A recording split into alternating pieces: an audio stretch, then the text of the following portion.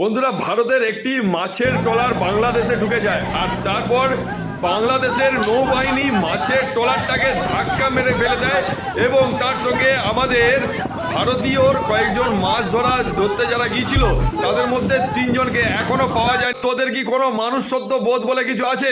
গেছে তোদের সীমানায় ঢুকে গেছে, ঠিক তোরা আদালতে কেন তুলিসনি? তাদেরকে কেন এভাবে তোরা মেরে ফেললি? তোরা বল।